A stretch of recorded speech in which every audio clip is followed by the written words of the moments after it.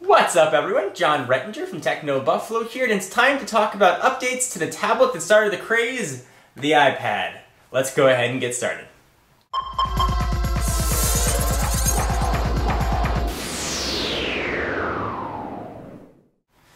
Generally, Apple products, particularly the mobile products, are on a year refresh cycle. We see updates to the iPhone every year, the iPod line every year, and we'd assume that the iPad will be no exception. However, being a first generation device, we don't really have any data to pull from.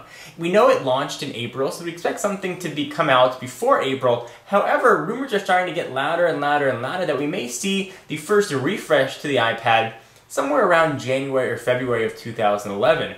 Usually predicting updates to Apple products would be quite difficult. However, predicting what we're going to see in iPad 2 is actually going to be quite easy. Here's what I think we're going to be seeing for the update to the iPad 2, which I do think we will have out right after the holiday season, probably around January. First, cameras. We're going to have a front-facing camera for video chat and a back-facing camera for video and pictures capable of recording 720p video and a VGA resolution camera on the front, similar to what we see on the iPod Touch and the iPhone 4. That is a no-brainer. The tablet is a natural extension for the FaceTime video chat application. I think it's going to be a really useful feature. Actually, it would add some business use as well. You know, from conference room to conference room or office to office, if you have located across the country, even across the world, people are starting to use their iPads for business. This would be a really nice tool to be able to talk, interact with people, and even from a non-business standpoint, to talk, interact with friends.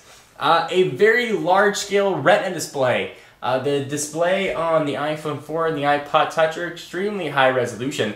I think it would only stand to reason that we're going to see that same display transplanted to a larger scale on the iPad. I think we didn't see it launched. From a price standpoint, it would have been too expensive to put in a new product.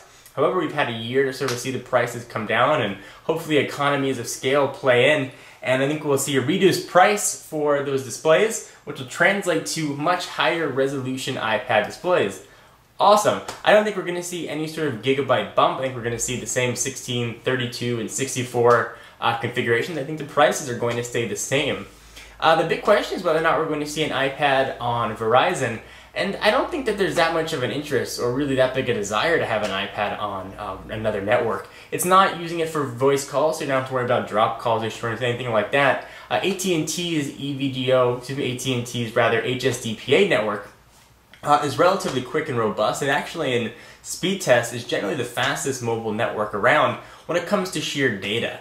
So while we may see a Verizon iPad, I think it would be more a harbinger of a Verizon iPhone coming, so I don't expect that we're going to see any sort of cross-carrier iPad. I think it's going to stick with AT&T. So for all you big Red fans out there hoping for a Verizon iPad, your hopes are probably going to be dashed. Will we see a change in the design and the look of the iPad? I don't think we will. The iPad really falls in line for what we've seen with Apple's design standards. Looks very similar to the iPhone 4, however different to the new generation iPod Touch, which has sort of a shinier back. I think on a display this big, having a shinier back would make it even more of a fingerprint magnet than it already is. So I think these updates to the iPad are going to be very minor. We may see an improved, new, and updated A4 chip. The A4 chip first debuted in the first generation iPad, so we've had a year now. Maybe we'll see a 1.4 or 1.2 gigahertz A4 chip, which may also be a sign of what we can expect in the next generation iPhone, iPhone 5, and perhaps the next generation iPod Touch as well. I'll probably see a bit of a RAM boost as well, so just a general speed increase, some cameras, and a better display. So more of an evolutionary than a revolutionary update, but certainly a welcome one nonetheless.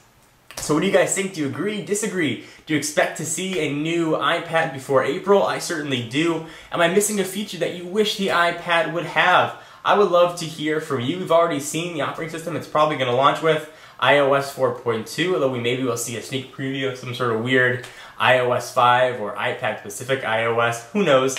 I don't think that we will, personally. Anyway, guys, I am John Rettinger from TechnoBuffalo. I want to hear your thoughts, and I'll see you in the next video. Bye-bye.